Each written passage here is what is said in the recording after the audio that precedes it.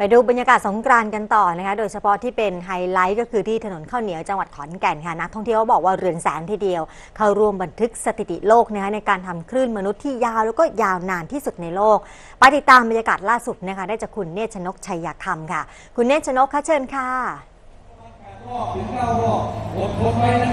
ค่ะกลับมาที่ถนนข้าวเหนียวจังหวัดขอนแก่นอีกครั้งนะคะมาติดตามบรรยากาศที่น่าตื่นเต้นนะคะที่ประชาชนเรือนแสนนะคะเข้ามาที่ถนนข้าวเหนียวหรือถนนศรีจันทร์จังหวัดขอนแก่นแห่งนี้นะคะเพื่อที่จะร่วมบันทึกสถิติโลกในการเล่นคลื่นมนุษย์ที่ยาวและนานที่สุดทำลายสถิติประเทศญี่ปุ่นที่ทำไว้เมื่อ4 ปีก่อนค่ะ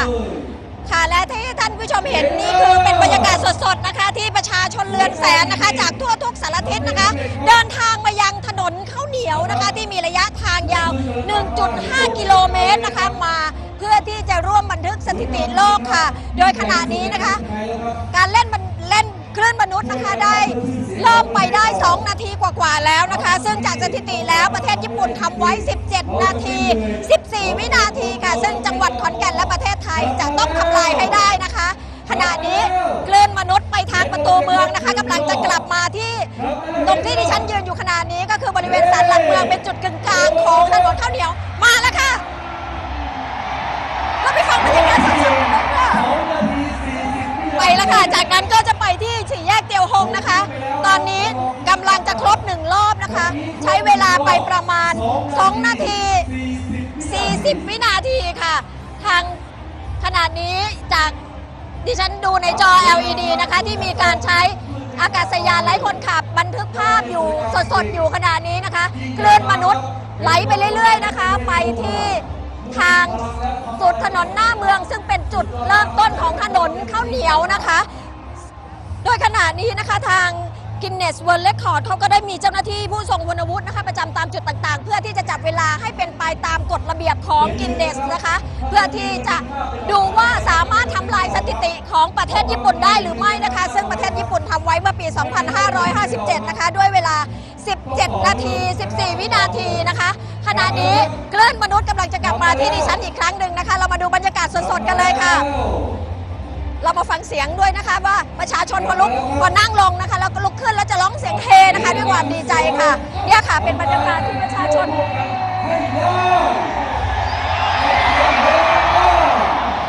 ค่ะตอนนี้ผ่านดิฉันไปแล้วนะคะไปยังบริเวณเวทีกลางเพื่อที่จะมุ่งสู่เวทีอีกเวทีหนึ่งที่ติดกับถนนมิตรภาพนะคะกำลังจะเข้าสู่รอบที่2ค่ะใช้เวลาไปประมาณ4 นาที 17 วินาทีนะคะขณะนี้ซึ่งสถิติที่เราจะทำได้ก็คือเวลา10 มากกว่า 17 นาที 14 วินาทีค่ะตอนนี้เราใช้ไป4 นาทีจากการที่ซ้อมที่ผ่านมานะคะจะ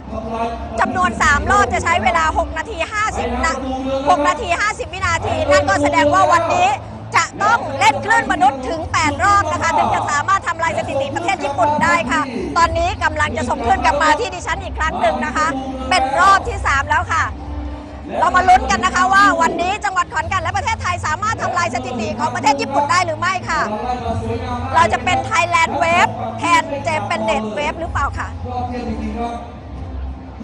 ตอนนี้5 นาทีแล้วนะคะคลื่นไม่ขาดเลยนะคะไปยังมาถึงทางคู่นะคะตอนนี้ส่งมาทางดิฉันแล้วนะคะเรามาดูบรรยากาศอีกครั้งหนึ่งค่ะเดี๋ยวเราจะเล่นไปด้วยกันนะคะลงปืน2 รอบ 5 นาที 15 วินาทีค่ะตอนนี้ไปทางถนนหน้าเมืองนะคะซึ่งเป็นเขาเรียกว่าแยกเตียวฮงนะคะระยะทางของถนนข้าวเหนียว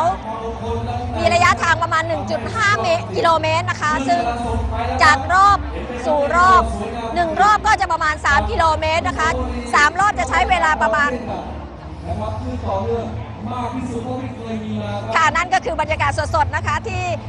ประชาชนชาวขอนแก่นและนักท่องเที่ยวจากทั่วทุกสารทิศนะคะแล้วมาติดตามกันว่านะคะว่าประชาชนชาวขอนแก่นประชาชนจากทั่วประเทศรวมถึงชาวต่างชาติที่มาร่วมเล่นในจำนวนเรือนแสนนี้จะสามารถทำลายสถิติได้หรือไม่ค่ะ